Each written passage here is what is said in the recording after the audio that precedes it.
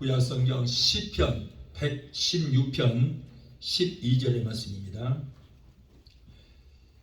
저 찾지 못하신 분은 앞에 스크린에 나와 있습니다. 시편 116편 12절의 말씀을 우리가 함께 봉독하겠습니다.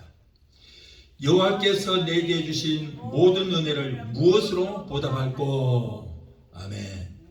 잠시 기도하시겠습니다. 거룩하신 아버지 감사합니다. 오늘 귀하고 그때 성인을 허락해 주셔서 그리스도의 몸된 교회에 나와서 우리가 마음과 뜻과 정성을 다하여 예배 드릴 수 있도록 은혜 주신 하나님 감사합니다. 오늘도 부족하고 어린 자 어서 오셨습니다. 하나님, 감히 하나님의 말씀을 두렵고 떨기는 마음으로 태어납니다. 성령께서 종역실에 기름 부으시 넘치게 하시고 말씀 가운데서 하나님의 세미한 음성이 들려지게 하시고 말씀 가운데서 하나님을 만나는 귀한 시간 되게 도와주시옵소서. 예배를 회방하는 악한 원수마귀를 멸하주시고 오직 성령께서만 이 시간을 주관하시고 하나님 영광 받으시고 높임 받아 주옵소서. 예수 이름으로 감사하며 기도합나이다. 아멘. 할렐루야. 오늘은 시편 116편 12절을 본문으로 해서 나를 향한 주님의 사랑이라고 하는 제목을 함께 내려받고자 합니다. 오늘 말씀이 조금 어려울 수도 있습니다. 그래서 여러분 우리가 마음을 가다듬고 이 말씀을 받으실 때 이 말씀을 받을 때에 하나님의 은혜와 기적의 역사가 일어나고 우리에게는 놀라운 성령의 역사가 일어나게 될 줄 믿습니다. 나를 향한 주님의 사랑. 여러분, 사랑에는 남녀간의 사랑인 에로스 사랑이 있습니다. 친구 간에 서로 사랑하는 필리오 사랑이라는 것이 있습니다. 그리고 하나님께서 우리를 생명 바쳐 사랑하는 아가페 사랑이 있어요. 예수님은 사랑할 수 없고 용서할 수 없는 우리를 사랑하시되 목숨 걸고 생명 바쳐서 우리를 사랑하셨어요. 우리들은 흔히 용서할 수 있는 사람도 있고 용서할 수 없는, 용서하기 어려운 사람도 있습니다. 연인 간에도 그렇고 친구 사이에도 또 부모와 형제 간에도 사소한 문제로 다투고 싸워도 어느 정도 시간이 지나면 서로 이해하고 용서할 수가 있습니다. 주변에서 나를 배신하고 내게 잘못된 일을 행한 사람 누구든지 용서할 수 있는 것이지만은 그러나 나에게 많은 손해를 끼치고 피해를 주는 사람을 용서하고 사랑한다는 것은 그렇게 쉬운 일은 아닌 것입니다. 나에게 해를 끼치고 피해를 준 사람에게 친절히 대하고 그리고 그런 사람을 위해서 축복 기도해 준다는 것은 그렇게 쉬운 일이 아닙니다. 우리는 일시적으로는 다른 사람의 잘못을 용서하고 사랑하고 잠시는 기도해 줄 수 있지만은 평생토록 그렇게 한다는 것은 쉬운 일이 아니라는 거예요. 그러나 오직 하나님께서는 독생자 예수 그리스도를 통하여 용서할 수 없는 저와 여러분들을 사랑하시고 용서해 주시고 그리고 선물 받을 수 없는 우리에게 예수 그리스도를 우리에게 선물로 주신 줄로 믿습니다. 그뿐 아닙니다. 더럽고 추한 우리의 마음을 정결케 하시고 거룩하게 하사 거룩한 심령 속에 성령님을 보내주셔서 세상 끝날까지 우리와 함께 해주실 것입니다. 이 크고 놀라운 사랑과 은혜를 우리는 어떻게 보답하고 어떻게 갚아야 할지 상고해 보면서 우리 함께 은혜 받기를 원합니다. 자, 첫째로 하나님은 사랑할 수 없는 우리를 사랑하신다. 요한복음 3장 16절에 하나님이 세상을 이처럼 사랑하사 독생자를 주셨으니 이는 저를 믿는 자마다 멸망치 않고 영생을 얻게 하려 하시니라.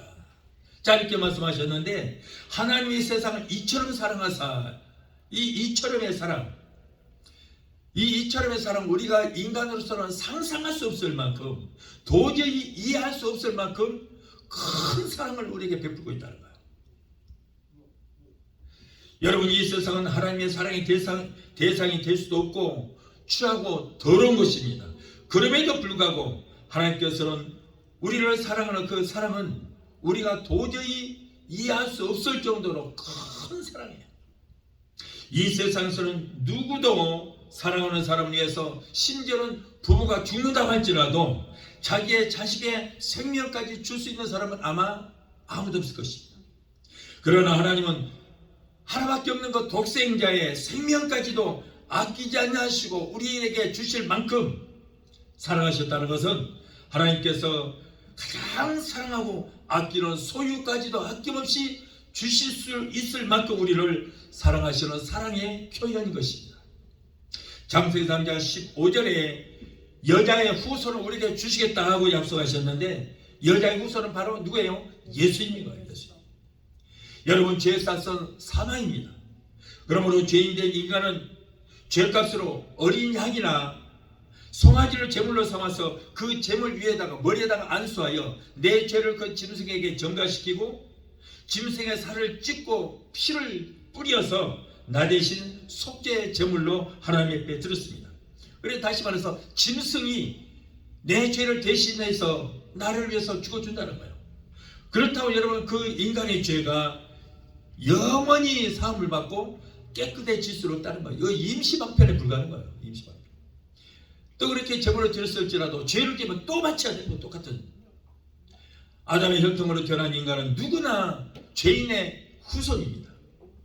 여자가 결혼하여 아이를 낳아도 그 아이는 남편의 혈통을 물려받았기 때문에 아이는 남편의 성을 따라갑니다. 여자가 아이를 낳았어도 그 아이의 혈통은 남자의 혈통이에요. 그래서 성도 남자의 성을 따라가게 되는 거예요. 아이의 아버지는 그 아이의 종자가 되고, 그리고 아이의 엄마는 밭이 되기 때문에 인류의 조상인 아담의 후손은 모두가 아담이 죄인의 신분으로 원죄라고 하는 것을 가지고 태어났어요. 그러니 하나님께서는 우리를 사랑하시고 불쌍히 여기셔서 우리의 죄의 문제를 해결해 줘야 되겠는데, 그러기 위해서는 죄 없는 누군가가 우리의 죄의 무릎을 해줘야 되는 거예요. 여러분, 그런데 인간의 죄의 무릎을 하기 위해서는 짐승은 할 수 없습니다. 사람이라야 사람의 죄의 무릎을 할 수 있어요. 그러나 죄의 무릎을 하기 위해서는 죄 없는 자가 속죄할 자격으로 태어나야 하는데, 아담의 씨로 태어난 인간은 모두가 그 아담의 죄의 혈통을 가지고 태어났기 때문에 죄인의 신분으로서는 우리의 죄의 무릎을 할 자격이 없다는 거예요. 여러분, 옛날에는 구약 때 짐승을 잡아서 하나님 앞에 제사를 드릴 때 짐승을 죽여서 각을 떴습니다. 각을 뜨는 거예요. 각을 뜨는 이유는 뭐냐면 그 짐승에게 상처가 있는가, 흠이 있는가, 그것을 보기 위해서 각을 뜨는 거예요. 조그만 상처가 있고 조금 흠만 있으면 그걸 버려야 되는 거예요. 하나님 앞에 드리지 못합니다. 그래서 어린 양을 잡아서, 태어난 지 한 1년 정도 되는 어린 양이나 송아지를 잡아서 각을 떠서 흠도 없고 점도 없는 그런 제물을 하나님 앞에 드린 거예요. 우리 인간도 마찬가지로 우리 인간의 죄를 누군가가 구속하기 위해서는 죄라고는 전혀 없는 누군가가 우리의 죄의 물음을 해야 되는데, 아담의 씨로 태어난 인간은 모두가 아담의 혈통을 가지고 태어났기 때문에 모두가 죄인이에요. 그래서 우리의 죄의 문제를 해결할 수 있는 사람이 없어요.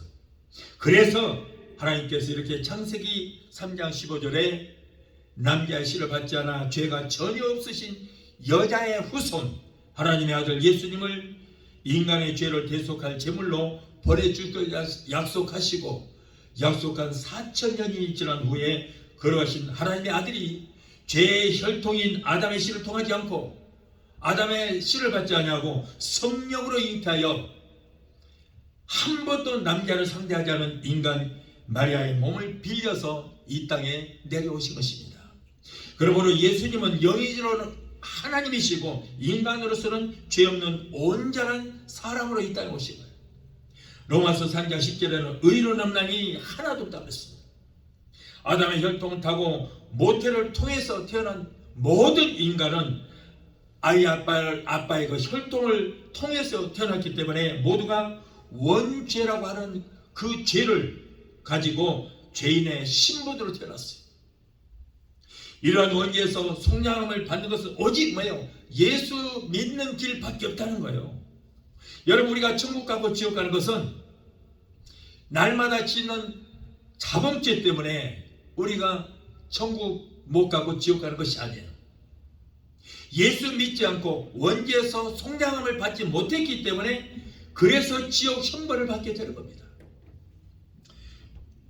요한복음 16장 9절에 죄에 대하여라 하면 나를 믿지 아니하며 그랬어요. 여러분, 예수를 믿지 않은 것이 죄예요. 원죄를 가지고 태어난 죄인의 신분으로 태어났기 때문에요. 갓 태어난 아기가 자범죄를 짓지 않았어요. 나보고 싸우지도 않았고 도둑질도 않았습니다. 남을 미워하지도 않았어요. 시기 질투도 하지 않았습니다. 그게 바로 자범죄인데 그런 죄는 없어요. 그러나 아빠의 혈통을 가지고 태어났기 때문에 이 아이는 뭘 가지고 나왔어요? 이 원죄라고 하는 것을 가지고 태어난 거예요. 엄마의 태를 통해서 의항하고 태어나자마자 이 아이는 원죄라고 하는 것을 그 아버지의 혈통을 타고 태어났기 때문에 그걸 가지고 나온 거예요. 그러므로 이 아이도 어떻게 해야 돼요? 원죄에서 사함을 받기 위해서는 이 아이도 예수를 믿어야만 원죄에서 사함을 받을 수 있다. 어느 날 많은 사람들이 그렇습니다. 원죄라고 생각하지 않고 사람들이 행동으로 짓는 죄만 죄라고 여겨요. 그래서 이 아이가 태어나자마자 무슨 죄를 지었느냐 하지만은 자범죄는 갖지 않았지만 그러나 아빠의 혈통을 통해서 태어났기 때문에 원죄라고 하는 것을 가지고 태어난 거예요. 그러므로 이 아이도 예수를 믿어야 됩니다. 유교를 만든 공자도, 불교를 만든 석가모니도, 이슬람교를 만든 무하메드도 도덕적으로는 깨끗할지 모르겠지만은 그러나 태어날 때부터 남자의 씨를 통해서 아담으로부터 전이되어 원죄를 가지고 태어났기 때문에 그들도 모두가 다 죄인으로 태어난 것입니다.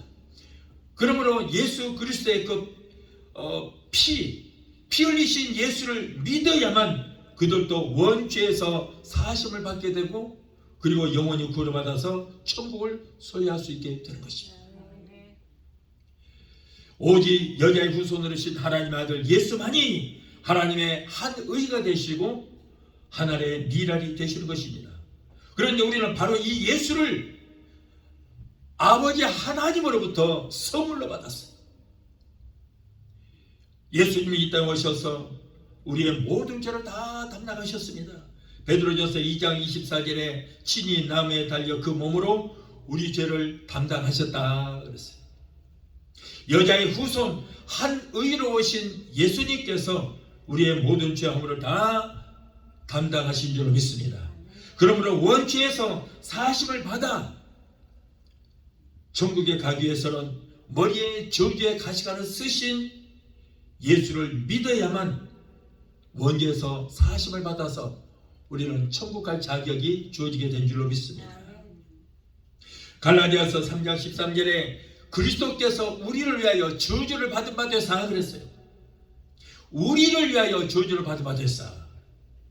하나님께서 천지 만물을 창조하시고 모든 창조물들을 그 소유권을 아담에게 주셨습니다.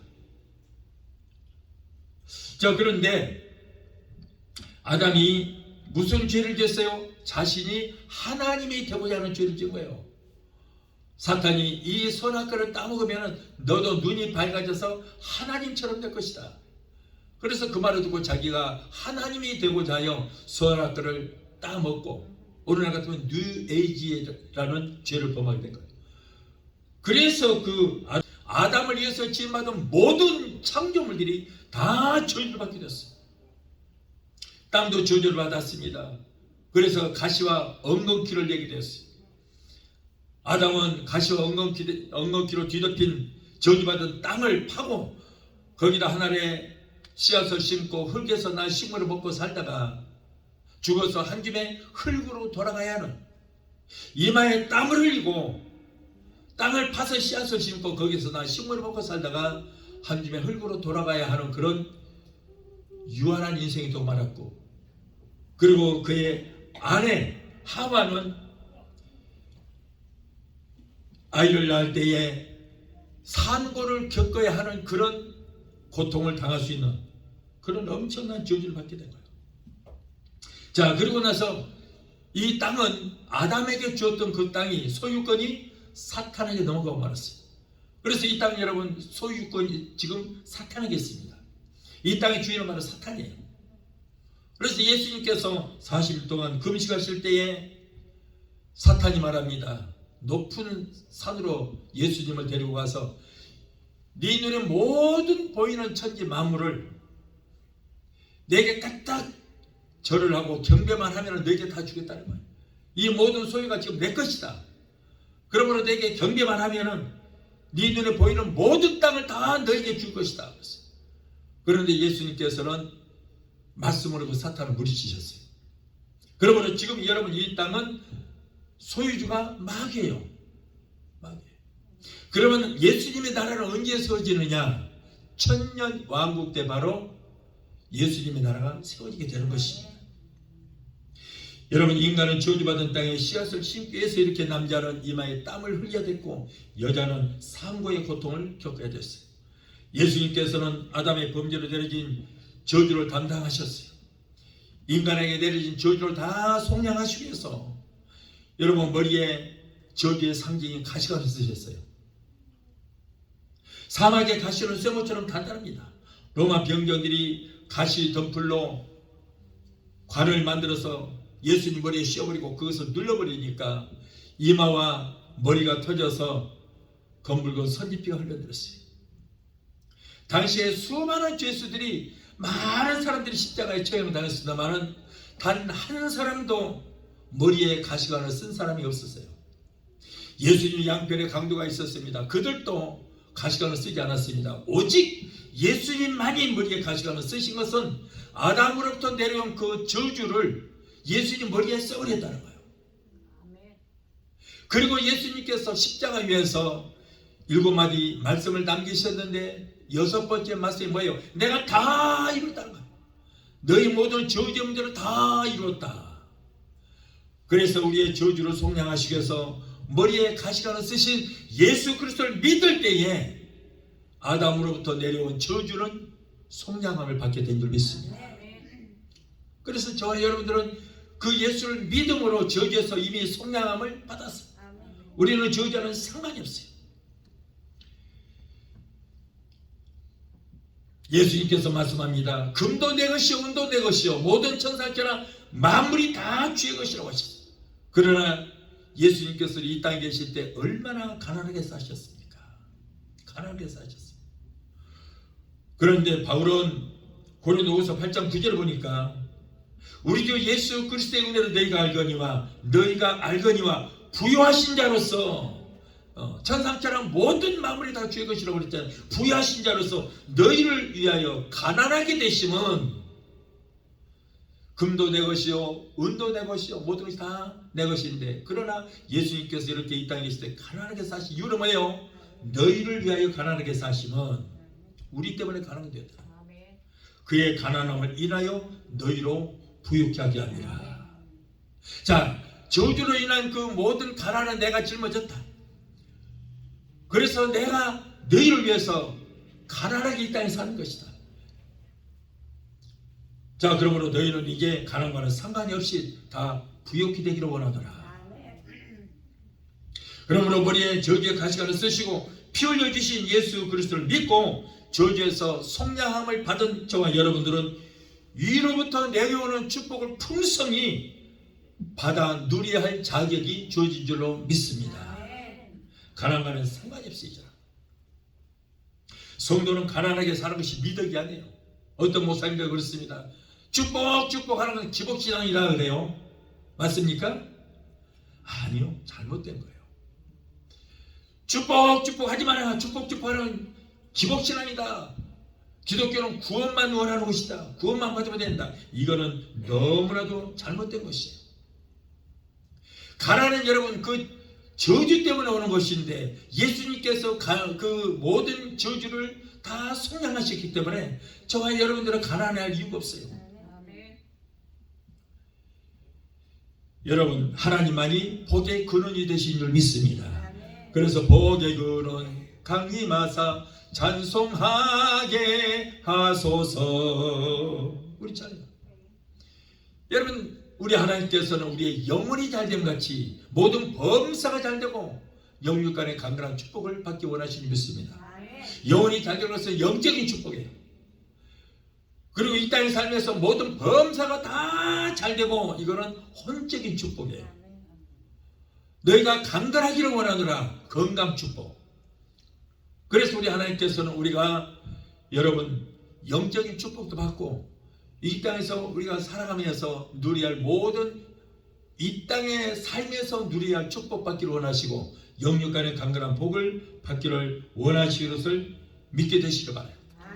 그래서 우리가 가난하게 사는 것은 미력이 아니고요, 하나님의 뜻이 아닙니다. 다 잘 살기를 원하는 거예요.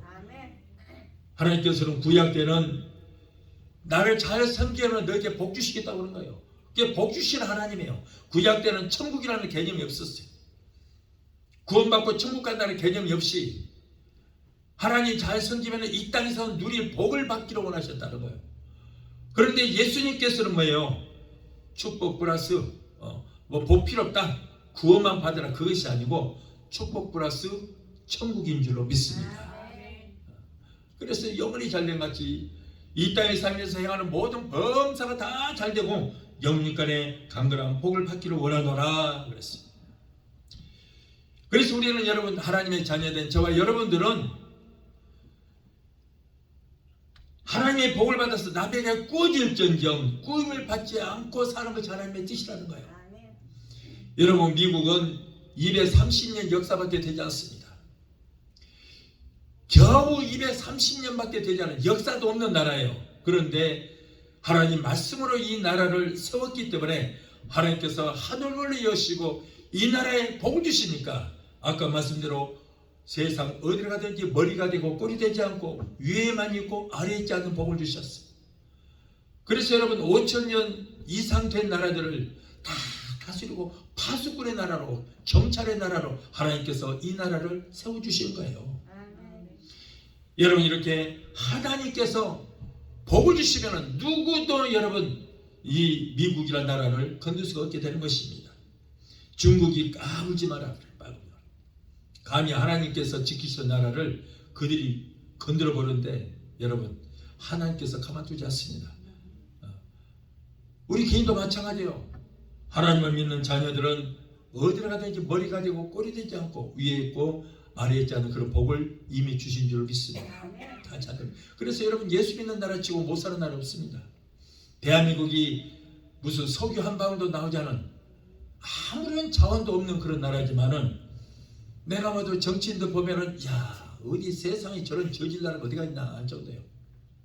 그럼에도 불구하고 여러분 지금 경제적으로 세계 10위권이라고 하지만은 그러나 여러분 지금 군사적으로 모든 면을 봤을 때 3위, 4위 정도 되고 있어요. 왜 그렇습니까? 나라를 위해서 기도하는 자들이 있기 때문에. 그래서 하나님께서 복을 더하여 주신 줄 믿습니다. 그러므로 우리도 여러분 개인들도 하나님을 잘 섬기면 저주의 가시관을 쓰신 예수, 이 모든 저주의 문제를 다 이뤘다고 선포하신 예수를 믿으면 우리는 저주에서 속량함을 받아서 무엇을 하든지 잘 되는 역사가 있게 될 줄 믿습니다. 여러분의 비즈니스도 지금은 힘이 미약하지만은 하나님께서 복을 주심으로 창대케 되고 그리고 하나님의 기업이 되는 그런 축복을 받게 될 줄로 믿습니다. 신명기 28장 12절에 여호와께서 너를 위하여 하늘의 아름다운 보고를 여시사 네 땅에 때에 따라서 비를 내리시고 너의 손을 하는 모든 일에 복을 주시리니 네가 많은 민족에게 꾸어줄지라도 너는 꾸임을 받지 않을 것이요 라고 했어요.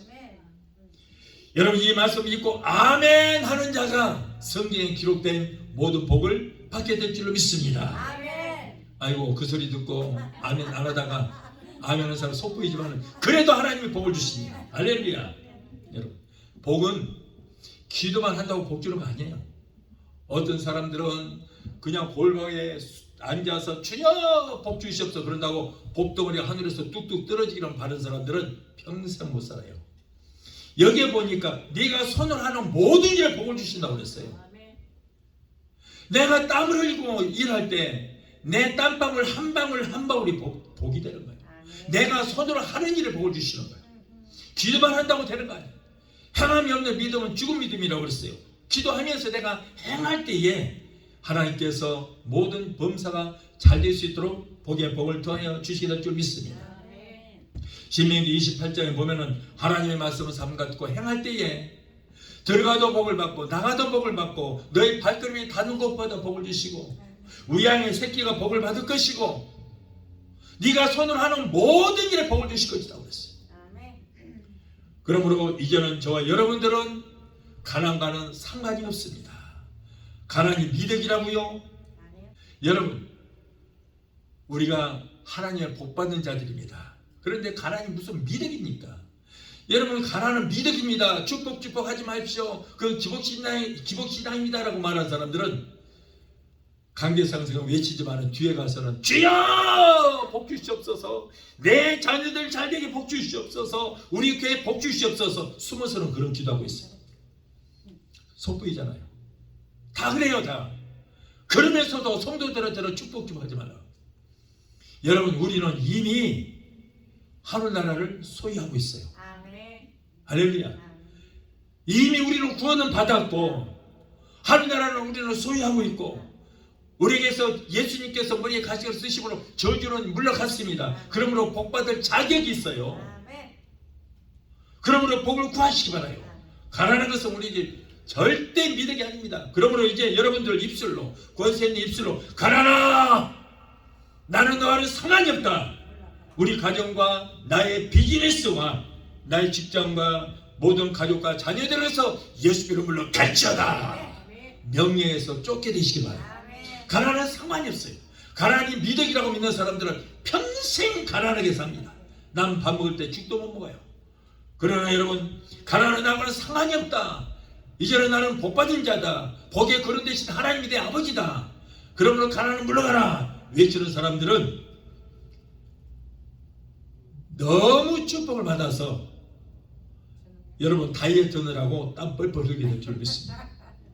저 인도에 가면요, 빈부격차가 가장 심한 나라가 인도예요.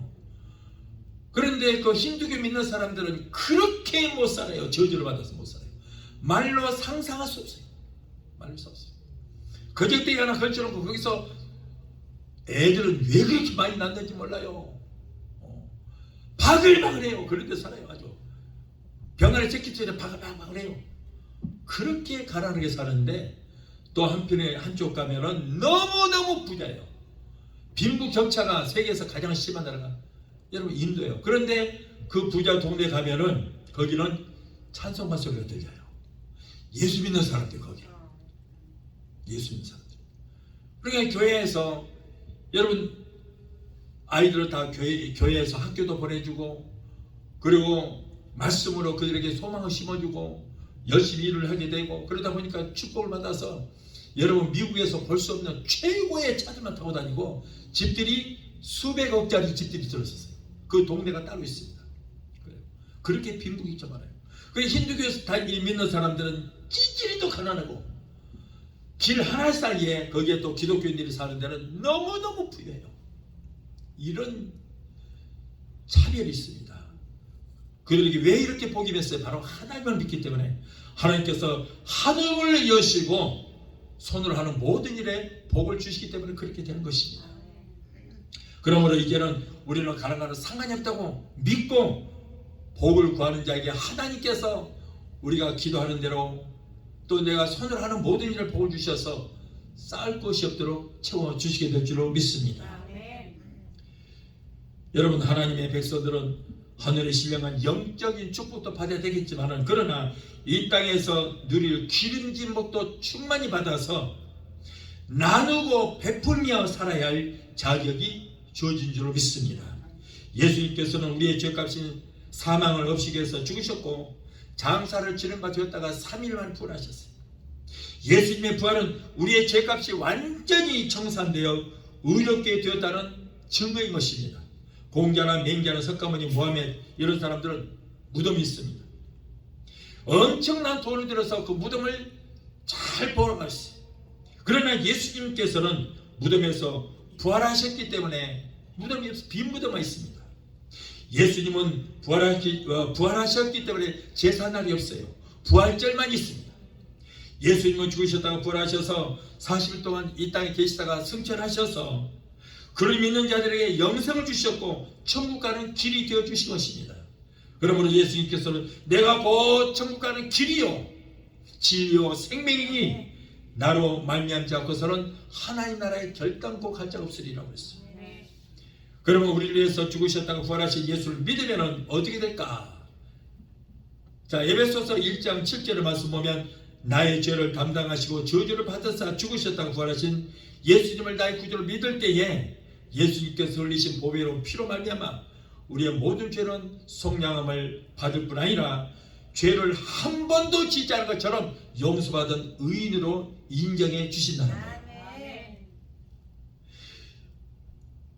여러분, 우리의 죄 때문에 죽으셨다가 부활하신 예수 그리스도만이 우리의 죄를 용서할 수 있는 능력이 있는데 이러한 사실을 믿는 자만이 영원히 구원을 받아서 천국을 소유하게 될 줄 믿습니다. 그리스도의 피로 죄를 용서함을 받은 성도는 하나님과 화평을 이루게 된 거예요. 이사야서 59장 1절로 2절에 여호와의 손이 짧아 구원치 못하심도 아니요 귀가 둔하여 듣지 못하심도 아니라 오직 뭐예요? 너희와 나와의 죄악이 단히 가로막혀 있어서 너희가 아무리 주여 주여 하고 소리치면서 기도를 해도 너희 죄가 그 얼굴을 가리워서 하나님께서 너희 기도를 듣지 못하신다는 거예요. 죄악이 담이 가로막히기 때문에. 하나님과 우리 인간 사이에는 죄악의 담이 가로막혀 있어서 대제사장 외에는 그 누구도 하나님 앞에 갈 수도 없었고 제사를 드릴 수 없었습니다. 그러나 예수님께서 우리의 죄값을 십자가에서 청산하시고 내가 다 이뤘다라고 선포하실 때에 죄악의 담이 무너져 우리는 하나님을 직접 만날 수 있게 되었고 원수되었던 하나님과 우리의 관계가 화평케 되는, 그래서 우리가 하나님 앞에 나올 수 있는 이런 역사가 이루어지게 되는 거예요. 그 증거로 예수님께서 십자가에서 내가 다 이뤘다고 선포하실 때 성소의 휘장이 위로부터 아래까지 쫙 찢어지는 역사를 해요. 그래서 이제는 우리가 하나님과 화평케 되기 때문에 오늘 우리가 이 시간에 예수님 앞에 교회 나와서 하나님을 만날 수 있게 된 줄 믿습니다. 구약 때 같으면 감히 하나님 앞에 나올 수 없어요. 제사장만이 들어가서 제사장만 들어가서 하나님 앞에 제사를 드리는데 제사장도 죄가 있으면은 그 지성소에 들어갔다가 죽는 거예요. 죽어요. 그래서 그 시체를 누구도 가지러 들어가지를 못해요. 왜? 모두가 인간은 죄이기 때문에 제사장 시체를 가지러 성소에 들어갔다가 죽음을 당하니까. 그래서 대제사장 발에다가는 방울도 달아놓고 끈도 달아놨어요. 그래서 나 아직 죽지 않고 살아있다라고 자꾸 발을 굴려서 땡그랑땡그랑 종소리를 냅니다. 그래서 종소리가 안 날 때는 아 죽었구나 하고 시체를 가지러 들어가지 못하고 줄을 잡아 당겨서 시체를 밖으로 끌어내는 거예요. 그랬던 거예요. 그러나 지금은 우리 주님께서 모든 이 죄악의 문제를 다 이루어주시고 그리고 성소의 휘장이 찢김으로 하나님과 화평한 관계에 대해서 오늘 우리가 제사장이 되어서 교회에 나오시게 된 줄 믿습니다. 아멘. 제사장이라니까 여러분 목사가 제사장이 아니고 여러분들이 왕이요 제사장이에요. 그래서 왕 같은 제사장, 왕이요 제사장이라 그래요. 이렇게 예수님께서 우리의 모든 죄를 다 청산하시고 다 이뤘다라고 승리를 선포하실 때 죄악의 담이 무너져서 오늘 이 장에 나와서 하나님을 직접 만나게 될 줄로 믿습니다. 자, 그러므로 이제 우리는 예수님의 보혈을 의지하고 회개하기만 하면 하나님은 우리의 죄를 기억도 하지 않으시겠다고 했어요. 오늘은 여러분 많은 사람들이 가장 안타까운 문제가 있어요. 잘못 믿고 있어요. 교회를 수십 년 다녔다고 하면서도 모태 신앙이라고 하면서도 목사라고 하면서도 뭐라 그러냐면 나는 죽을 수밖에 없는 죄인이라는 거예요. 여러분 죄인입니까? 죄인입니까? 죄인 한번 손 들어보세요. 어떤 사람은 그래요. 나는 죄인 중에 괴수를 하는 거예요. 이 사람은 어떤 사람이에요? 예수를 아직 믿지 않고 있는 사람이에요. 십자가를 지신 예수와 상관이 없는 사람이에요. 여러분 예수님께서 왜 십자가를 지시고 왜 죽으셨어요? 내 죄 때문에, 내 죄 때문에. 내 죄를 담당하시고 내가 죄 때문에 십자가 달려 죽어야 되는데 죄 쌌은 사망이라 내가 죽어야 되는데 예수님이 나를 대신해서 죽어 주신 거예요.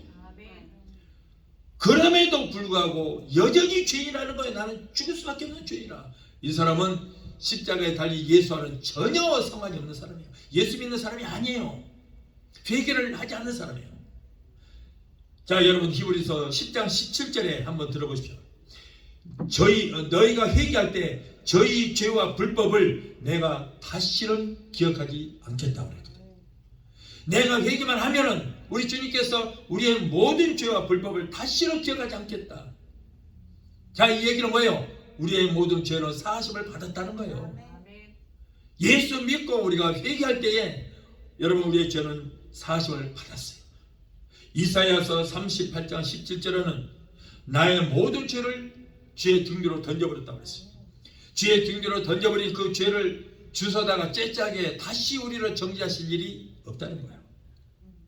에베소서 1장 7절에 우리가 그리스도 안에서 그의 은혜의 풍성함을 따라 그의 피로 예수의 피로 말미암아 구속 곧 죄사함을 받았다. 보세요. 우리는 이미 예수를 믿을 때에 죄사함을 받았어요. 원죄에서도 사함을 받았어요. 요한일서 1장 7절에 그의 아들의 피가 예수의 피가 우리를 모든 죄에서 깨끗게 하실 것이요 그랬어요. 보세요. 십자가에 달린 예수 그리스도의 피가 우리를 깨끗하게 해주셨다. 여러분 우리가 구원을 받기 위해서는 어떻게 해야 돼요? 칭의라는 여러분 순서가 있어요. 구원을 받기 위해서는 우리가 순서가 있는데 거기에 칭의가 있습니다. 칭의는 뭐예요? 의롭게 되었다는 과정이에요. 우리는 의롭게 되었다. 그래서 구원받으려면 칭의가 있어야 되는데 그 뜻은 뭐예요? 우리가 이미 의롭게 되었다는 거예요. 로마서 4장 5절에 그리스도를 믿음으로 의롭게 여기신다 그랬거든요. 그리스도를 믿음으로 우리는 죄가 아니고 의롭게 되었다는 거예요. 로마서 4장 25절에 우리를 의롭게 하기 위하여 살아나셨다. 죽으셨다가 부활하신 이유는 뭐예요? 우리를 의롭게 하기 위해서 부활하셨다는 거예요.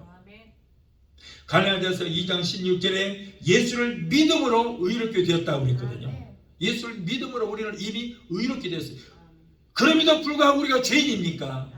죄인이라는 거예요. 죄인이라고. 이런 거짓 복음에 속지 마시기 바라요. 나는 그래도 여전히 죄인이라고 믿는 사람은 내 믿음대로 될 줄을 말씀하시고 구원이 절대 없고 그런 하나님 앞에 정죄를 받을 수밖에 없는 죄인이에요. 죄인. 목사도 마찬가지예요. 이런 말씀을 증거하는 사람은 그럼 이렇게 믿기 때문에 죄인이라고 그런 거 아니에요. 여러분 얼마나 잘못된 복음을 전하고 있는지 몰라요. 성경에 이렇게 모두가 다 의롭게 됐다. 다 영상을 받았다는데 그래도 나는 그래도 죄인이라니까요. 그래도 죽을 수밖에 없는 죄인이라고 하는 사람이 있어. 그건 네 성경에 불과하고 성경은 성경이고 나는 그래도 죄인 중에 괴수야. 겸손한 것 같지만은 이상한 사람의 사입이에요. 사입. 절대 믿지 마세요. 성경 그렇게 말하고 있지 않아요. 이미 영상을 받았어요. 여러분 천국은 누가 갑니까? 의인이 가는 거예요. 그런데 의인은 없나니 하나도 없어요. 그럼 우리는 천국 못 가느냐? 아니요. 용서받은 의인이 가는 것이 바로 천국인 줄 믿습니다. 그러므로 나는 죄사함을 받은 하나님의 자녀다라고 외치시 바라요. 만약에 내가 아직도 죄인의 신분이라면 하나님을 아버지라고 부를 수 없습니다. 어떻게 감히 죄인이 하나님을 거룩하신 하나님을 아버지라고 부를 수 있고 예수를 주라 시인할 수 있습니까? 그건 잘못된 거예요. 한 번 회개한 죄는 두 번 다시 그러므로 들춰내서 괴로워하지 마시기 바라요. 그런 말에 속지 마시기 바랍니다. 절대 구원받지 못합니다. 죄인이 내 믿음대로 될 줄을 말씀하는데 나는 여전히 죄인이라면 그 영혼이 어떻게 구원받아 천국 가요? 천국 못 가는 거예요. 예수의 죽음에 헛되고 마는 거예요. 저와 여러분들은 부족하지만은 그러나 예수를 믿음과 동시에 원죄에서 사하심을 받게 된 줄 믿습니다. 여러분 자범죄 때문에 천국 못 가는 거 아니에요. 자범죄를 회개만 하면은 하나님이 우리의 죄를 기억지도 아니하시겠다고 그랬어요. 그런데 무슨 죄 때문에 우리가 천국 못 가느냐? 원죄 때문에. 아담으로부터 내려온 그 원죄 때문에 천국 못 가는 거예요. 그런데 그 원죄 때문에 머리에 가시가 쓰신 예수 그리스도를 믿음으로 원죄에서 저와 여러분들을 깨끗하게 사함을 받으신 줄 믿습니다. 그래서 우리는 천국에 갈 수 있고 천국 갈 수 있는 자격이 주어지게 된 줄로 믿습니다. 그래서 이 원죄는 여러분 회개도 소용없어요. 예수를 안 믿으면서 회개봐야 소용없어요. 그냥 예수만 믿으면 되는 거예요. 예수만 믿으면 원죄에서 우리를 원죄를 속량하시기 위해서 십자가에 달려 죽으시고 부활하신 예수를 믿음으로 원죄에서 사심을 받고 우리는 천국을 소유할 수 있게 된 줄로 믿으시기 바랍니다. 그래서 여러분, 한 번 회개한 죄는 두 번 대신 생각하지 마십시오. 내 죄를, 불법과 죄를 기억지도 아니하시겠다고 그랬는데, 하나님, 내가 저번에 그런 죄 지었잖아요. 네가 무슨 죄를 지었어? 이런 죄 지었잖아요. 저번에 회개했지만 그래도 지금도 여전히 죄인이라고 생각이 드네요. 나는 기억지도 않아. 네가 무슨 죄를 지었는지 나 알지를 못해. 하나님 이러시거든요. 그런데도 자꾸 듣잖아요. 누가 그래요? 내 안에 있는 양심이 내 안에 있으니까 내 편을 들어줘야 돼. 내 편이 아니에요. 자꾸 하나님의 편 정지하는 거예요. 너 이러면 귀신이 야, 거룩한 척하지 마. 너희를 언제 이런 죄를 지었잖아. 그거 회개했는데도 자꾸 마귀가 속삭이니까 여전히 또 고통스럽고 괴로워하는 거예요. 여러분, 이미 우리의 죄는 하나님이 기억지도 아니하신다는 것을 꼭 믿게 되시길 바랍니다. 사람은 서로 사랑하고 허물 있는 사람도 용서하고 더불어 살아갈 수 있습니다. 원수까지도 사랑하고 그 사람을 위해서 기도해 준다는 것은 인간으로서는 도저히 불가능한 일입니다. 그러나 하나님께서는 원수 되었던 우리를 예수님을 통해서 영원히 사랑해 주신 것입니다. 많은 사람들이 내게 와서, 목사님, 하나님이 나를 버리신 것 같아요. 하나님이 나를 떠나신 것 같아요. 너무 괴로워요. 고통스러워요. 하나님이 나와는 상관이 없는 것 같아요. 그러나 여러분, 우리가 분명히 알아야 될 것이죠. 우리가 하나님을 떠나지 않은 한은 하나님은 결코 우리를 버리시거나 우리를 떠나지 않습니다.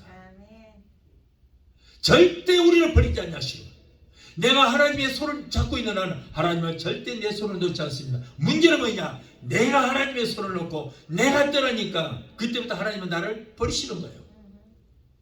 내가 하나님을 떠나지 않은 한은 결단코 버리지 아니하시고 세상 끝날까지 내가도 항상 함께 있으려 하세요. 그러나 여러분, 하나님을 내가 버리면 하나님은 가차없이 떠나버려요. 역대하 15장 2절에 너희가 나를 찾으면 나를 만난 바 되려니와 너희가 나를 버리면 나도 너희를 버리리라고 했어요. 역대하 24장 20절에 너희가 나를 버렸으므로 나도 너희를 버려둬라. 보세요. 하나님 우리를 버리는 것이 아니고 내가 하나님을 버리기 때문에 하나님도 나를 버려버린 거예요. 여러분, 이 말씀을 듣는 여러분, 하나님을 떠난 여러분들 속히 돌아가시기 바라요. 하나님께서는 여러분 7번씩 7번이라도 용서하시고 지금도 여러분을 맞이할 준비를 하고 계실 것입니다. 집 나간 탕자가 돌아올 때 그 아버지의 심정으로 하나님께서는 여러분들이 속히 회개하고 돌아가기를 지금 바라고 계시고, 여러분들이 돌아올 때 모든 걸 용서하시고 반갑게 맞이해 주시게 될 줄 믿습니다. 시편 49편 15절에 여인이 어찌 그 젖먹는 자식을 잊겠으며 자기 태에서 난 아들을 궁일이 여기지 않겠느냐. 그들은 혹시 잊을지라도 나는 너를 결코 잊지 않겠다. 부모가 내가 잔 자식을 버릴지라도 하나님은 결코 우리를 잊거나 버리지 아니하겠다. 하나님을 떠난 자들도 돌아오기를 기다리고 계시다는 거예요. 여러분, 이런 사랑을 어디에서 누구에게 받아보겠습니까? 도대체 어디서 이런 사랑을 받아보겠습니까? 여러분, 한국 분들 미국에 와서 살면서 외롭습니까? 외로워하지 마십시오. 하나님은 지금도 여러분들을 이렇게 사랑하고 계시고, 볼지어다 세상 끝날까지 내가 너희와 항상 함께 있으리라고 말씀합니다. 외로워할 필요 없어요. 친구 간의 사랑인 필리오 사랑은 환경 따라 변할 수도 있습니다. 남녀 간의 사랑인 에로스 사랑도 변합니다. 변하면 원수가 되버리고 마는 거예요. 그러나 하나님께서 우리를 대값이 사랑하시는 이 아가페 사랑만큼은 영원히 변함이 없습니다. 제단은 인간이 속죄를 위해서 짐승의 피로 제사 드리는 제단입니다. 그러나 우리 주 예수님께서는 골고다 제단 위에서 스스로 희생 제물인 어린 양이 되셨고 제사장이 되셔서 스스로 자기 몸을 갈기갈기 찢고 피를 흘려서 골고다 제단에 뿌리시고 저와 여러분들을 위해서 죽어 주신 것입니다. 희생처벌이 되어 주셨어요. 그러므로 우리는 이제 두 번 다시 제사 드릴 필요가 없고, 그래서 지금은 제단이라고 하지 않고 교회 또는 예배당이라고 말하는 것입니다. 이곳이 옛날에는 제단이었어요. 그런데 예수님께서 여러분 우리를 위해서 어린 양으로 오셔서 그 몸을 찢으셔서 피를 제단에 뿌리고 그리고 살을 태워서 제물로 들어주셨기 때문에 우리는 두 번 다시 제사가 필요 없어요. 감사함으로 감격함으로 하나님 앞에 예배만 드리면 되게 될 줄 믿습니다. 이제 우리는 우리 안에 있는 양심이 너는 죄인이라고 정죄하고 마귀가 우리의 허물을 들춰내서 정죄를 할지라도 하나님은 우리의 모든 죄를 허물로 여기시고 그 허물을 그리스도의 보혈로 덮으실 뿐 아니라 한번 회개한 죄는 기억지도 아니하시고 의롭게 여긴다는 것을 믿게 되시기를 바라요. 여러분 우리 사랑하는 자녀가 아빠 것을 욕심난다고 훔쳐갔어요. 그런다고 어떤 부모가 야이 도적놈아 이놈아 그러고 폴리스에 신고할 사람이 없습니다. 내 자식이요. 우리는 예수 그리스도의 피로 구원받은 우리이기 때문에 우리가 잘못이 있고 죄를 범할지라도 우리를 정죄치 아니하시고 그 죄를 허물로 여기시고 예수 피로 덮어주신다는 거예요. 보이지 않도록 덮어주신다는 거예요. 이렇게 좋으신 하나님. 그래서 이사야서 43장 25절에 나는 네 허물을 도말하는 자니 네 죄를 기억지도 않겠다. 나는 네 허물을 도말하는 자니 너의 죄를 죄로 여기지 않고 네 죄를 허물로 여기고 그 허물을 덮은 자니 너의 죄를 기억지도 아니하시겠다는 거예요. 그러므로 저주로 축복으로 지옥은 천국으로 마귀의 자식은 하나님의 아들로 저와 여러분들의 신분이 이미 바뀌어진 줄로 믿으시기 바랍니다. 이런 자리에 있을 때 많이 기도의 응답을 받을 것이며 하루님마다 주님이 동행하셔서 우리가 상상할 수 없는 기적과 그리고 큰 축복과 비밀한 역사가 일어나게 되어진 줄 믿습니다. 자, 둘째로 그 크신 하나님의 사랑 우리는 어떻게 보답해야 될 것인가? 자, 그렇다면 이렇게 많은 축복을 받고 사랑을 받았는데 이 사랑을 우리는 무엇으로 보답할까? 오늘 여기 동화서 보니까 여호와께서 내게 주신 모든 은혜를 무엇으로 보답할까? 라고 고백을 하고 있어요. 우리는 도저히 감당 못할 은혜와 사랑을 하나님께로부터 받았습니다. 독생자 예수 그리스도의 생명을 우리에게 선물로 주셨고 우리를 구원하신 놀라우신 하나님의 은혜에 보답해야 할 텐데 하늘을 두루마리 삼고 바다를 먹물 삼아도 그 크신 은혜를 우리가 다 어떻게 갚을 수 있겠습니까? 여러분 우리는 첫째 하나님의 은혜에 보답하기 위해서는 예배 드리기에 우리는 최선을 다해야 될 줄 믿습니다. 하나님께서 우리를 지으신 목적이 뭐예요? 예배를 받으시기 위해서 지으신 거예요. 그러므로 여러분 예배를 소홀히 하지 마시기 바랍니다. 예배 드리기에 여러분 소홀히 하지 마시기 바랍니다. 하나님의 은혜와 사랑을 생각하면서 신령과 진정으로 예배 드릴 때에 하나님께서 가장 기뻐하신 줄로 믿습니다. 오늘날 장로도 교회를 떠나고 권사도 떠나고 안수집도 떠나고 다 떠나요. 이 말세의 집안이 되니까 마지막 때가 되니까 예수님께서 코로나라는 키로 키질 한번 해버리니까 쭉정이들은 다 떠났어요. 다 날아갔어요. 키질하니까 추수해서 곡식을 넣고 키질하면 쭉정이 날아가잖아요. 지금 영적인 추수하고 타작하고 지금은 키질하는 시대예요. 키질에서 여러분 그 알곡은 이제 하늘 곳간에 들이기 위해서 키질하는 시대. 쭉정이는 꺼지지 않는 불에 태우는 시대가 왔어요. 지금 우리가 그 시대에 살고 있어요. 그래서 코로나라는 그 키로 막 곡식을 넣고 키질하니까 쭉정이는 다 나갔어요. 믿음 좋은 줄 알았던 장로도 쭉정이었어. 나갔어요. 코로나가 지금 여러분 끝난 지가 언제예요? 코로나 핑계대고 3년 동안 교회 안 나가다 보니까 믿음이 다 나가 없어졌어요. 교회를 떠나버려. 양심이 요만한 가치도 없이 떠나버려. 자, 쭉정이었습니다.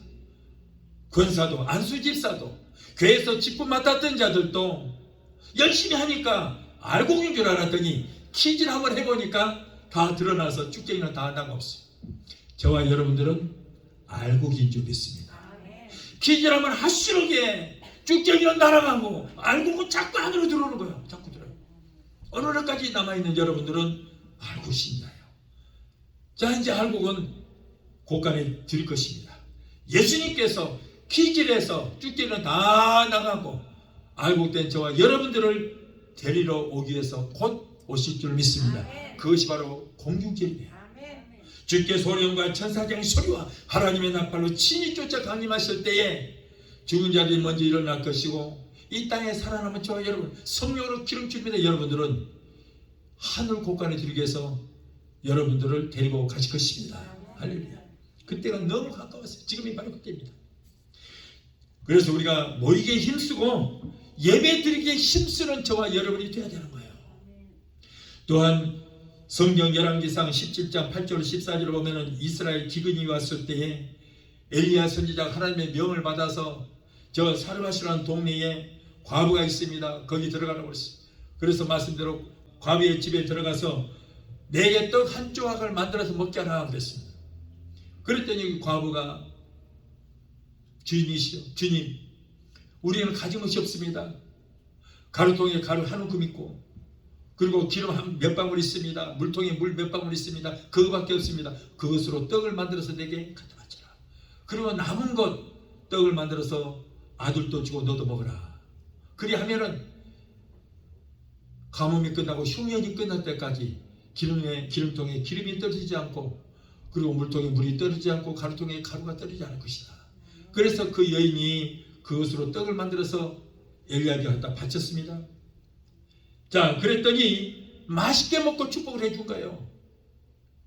결과로 3년 동안 그 가뭄 동안에 다른 사람들은 다 배고파 죽고 못 살겠다가 엉성인데 그 집에는 가루통에 아무리 가루를 떠서 빵을 만들어도 항상 그대로 차 있어요. 기름통에 기름을 아무리 떠서 소모를 해도 기름통에 기름이 가득 차, 물통에 물이 가득 차는 그런 축복의 역사가 있게 되었습니다. 마태복음 14장 18절에 보면 오병이의 기적에 대한 기록이 있습니다. 오병이에 대한 전설이 있는데 어느 가정에 남편의 일제 병들어 죽었습니다. 그리고 중풍으로 고생하는 어머니가 있고 그리고 반신불수가 되는 어린 아들이 있었습니다. 힘들게 살아갔어요. 그런데 소녀는 불구의 몸으로 그래도 어머니를 봉양하기 위해서 냇가에 가서 고기를 잡는데 겨우 멸치꼬리만한 물고기 2마리를 잡았습니다. 어머니를 갖다 드리니까 어머니가 드시지 않고 그것을 요리를 합니다. 그래서 물고기 2마리와 보리떡 5개를 만들어서 도시락 사주면서 예수님께서 지금 저기서 집회를 한단다. 거기 가서 은혜도 받고 네 병도 고치고 와라. 그래서 어머니가 싸준 도시락을 가지고 현장에 가보니까 이미 사람들은 인산이대로 이루었는데 신유 기도 시간이 끝나버렸어요. 이 아이는 통곡을 합니다. 오늘 신유 기도 시간에 내 병을 고침받을 거라고 믿고 왔는데 이미 신유 시간이 끝났어요. 그래서 소녀는 그날은 포기하고 내일 내가 다시 오리라 생각하고 어머니께서 싸주신 물고기 2마리와 보리떡 5개 그것을 가지고 도시락 먹으려고 막 하는데 예수님께서 그것을 가져오라는 거예요. 나 지금 배고파 죽겠는데 이것을 먹어야 내가 집에 돌아갈 텐데 이거 큰일이에요. 그러나 이 소녀는 그것을 예수님의 손에 올려드렸더니 예수님께서 손에 얹으시고 하늘을 향해서 축사하시고 떼어서 주는데 아무리 떼어서 줘도 끝이 없이 장정만 5,000명 남녀노소 2만여 명의 이상의 사람들이 실컷 배불리 먹고도 남은 찌꺼기가 12광주리가 남는 축복이 일어났어요. 그래서 그 12광주리 12제자들에게 한 방울씩 이고 가자. 그래서 이고 이 소년의 집으로 갔어요. 그래서 그 어머니 실컷 드시게 하고 그의 어머니의 병도 낫고 그리고 소년도 병에서 치료를 받았다는 거예요. 그래서 어머니를 잘 봉양했다라고 하는 그런 말씀이 있습니다. 주님은 우리에게 가져라고 한 것은 가난해서도 아니고 내게 있는 것이 욕심나서 내게 있는 것을 뺏으려고 하는 것이 아니에요. 주님을 드리려고 하는 것은 그 드림으로서 더 큰 은혜를 깨닫고 더 큰 축복을 주시기 위해서 심을 하는 거예요. 그래서 콩 심는데 콩나무 80인데 판단다. 콩을 하나 심었는데요, 콩을 하나 심으면 하나만 나는 거 아니에요. 하나 심었더니 그 줄기에서 수십 개 내지 수백 개의 콩알이 나오는 거예요. 바로 그겁니다. 그래서 축복해 주시기 위해서 심으라는 거예요. 그래서 우리 하나님께서 우리를 축복하시되 지극히 작은 것이라도 심으라는, 많이 심으라는 거 아니에요. 지극히 작은 걸 심으라는 거예요. 그것을 가지고 축복하시면 놀라운 축복의 역사가 있겠다는 거예요. 그래서 우리가 무엇을 보답할고 그렇게 하는 거예요. 우리 주님은 큰 것, 많은 것을 요구하는 것이 아니라 지극히 작은 것이라도 정성껏 드릴 때에 우리 하나님께서는 기뻐하신다는 것입니다. 내가 가진 것이 비록 초라하고 적을지라도 감사하는 마음으로 드릴 수 있을 때만이, 자원하는 마음으로 기쁨으로 드릴 때에 그것을 받으시고 기적과 축복을 우리에게 내려주신 줄 믿습니다. 사랑하는 성도 여러분, 하나님께서 독생자까지 아끼지 아니하시고 아들의 생명을 주시기까지 우리를 사랑하실 뿐 아니라 오늘날은 우리에게 보혜사 성령을 보내주셔서 세상 끝날까지 우리와 함께 해주시는 축복을 받게 된 줄 믿습니다. 나를 위하여 십자가를 지시고 그리고 생명까지도 아끼지 아니하시고 우리에게 내려주시기까지 우리를 사랑하신 것 주님. 오늘 본문 말씀 10편 116편 12절의 말씀처럼 여호와께서 내게 주신 모든 은혜를 내가 무엇으로 보답할꼬 라는 고백이 저와 여러분에게 있어야 할 줄로 믿습니다. 우리 찬양하시고 기도하시겠습니다.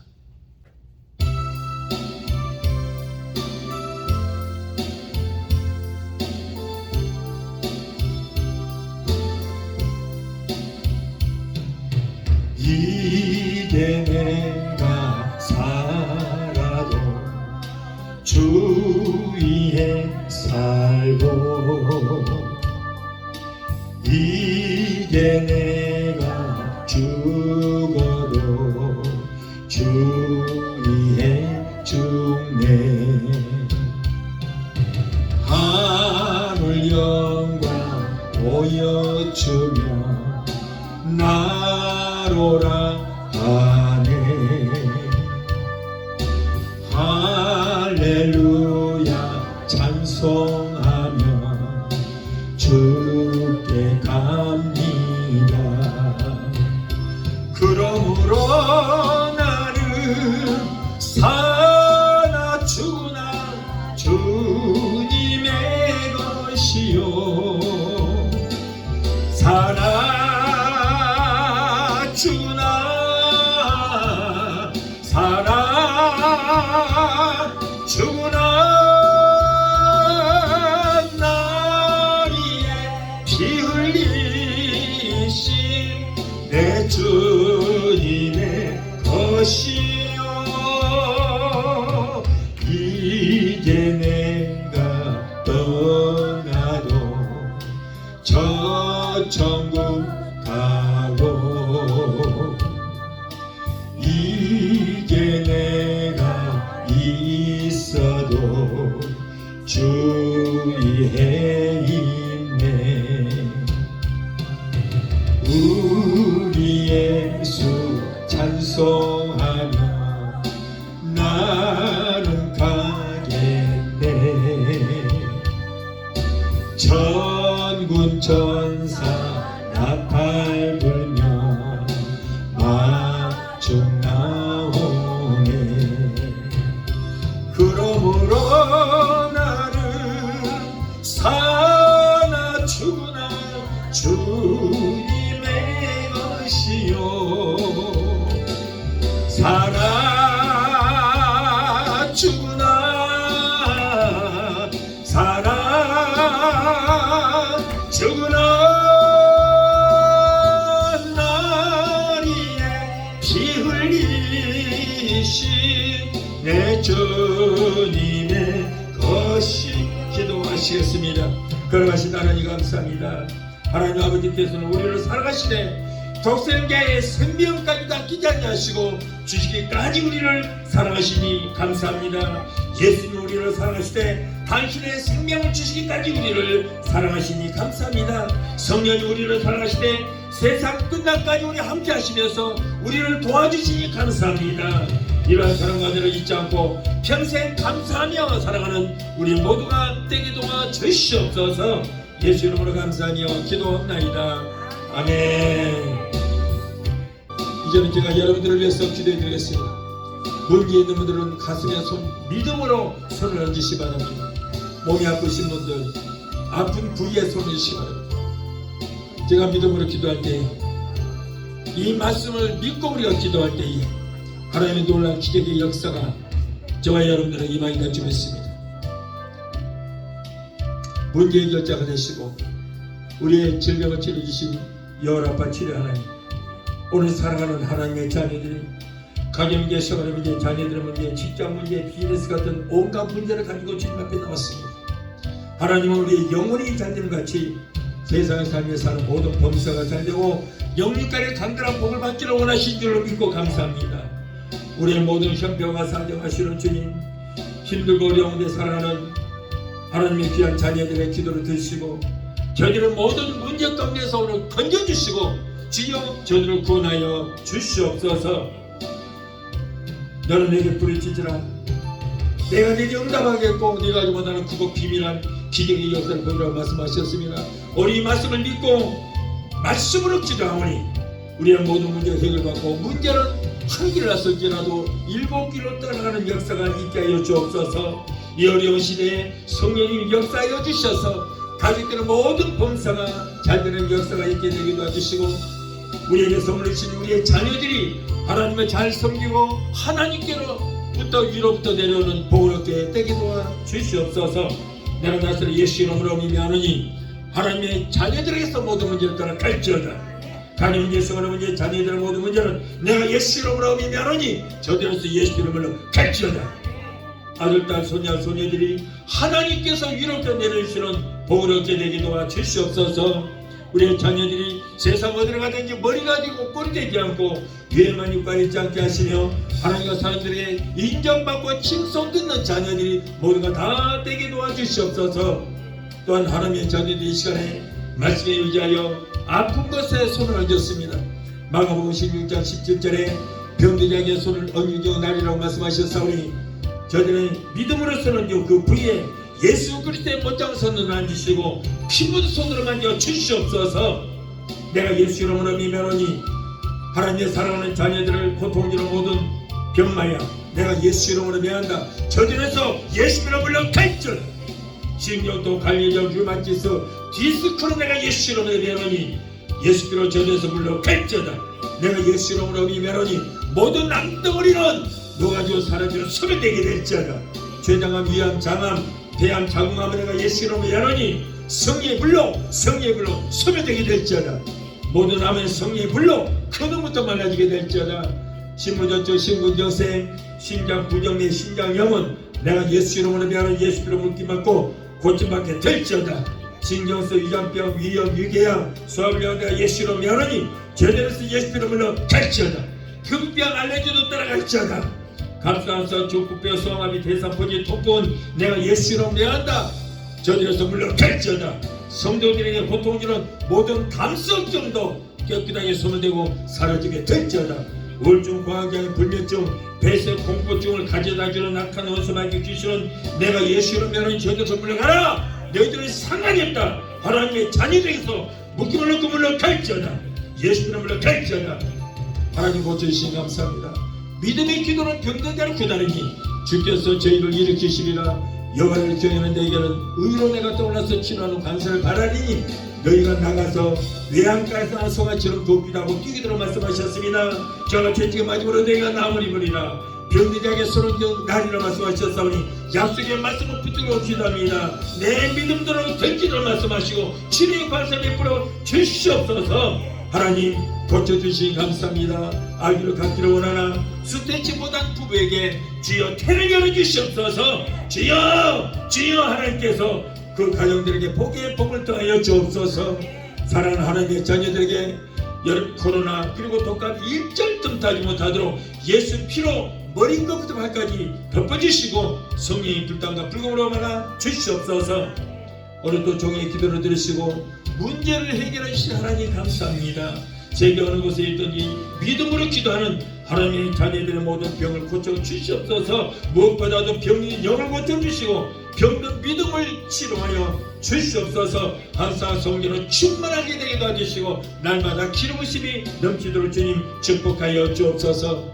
모든 병에서 깨끗하게 고쳐주시니 감사합니다. 치료하여 주시니 감사합니다. 오늘도 하나님의 기적이 일어나게 해주시면 감사합니다. 주께서 영광 받으시고 높임 받아 주시옵소서. 예수 이름으로 감사하고 축복하며 기도하옵나이다. 아멘.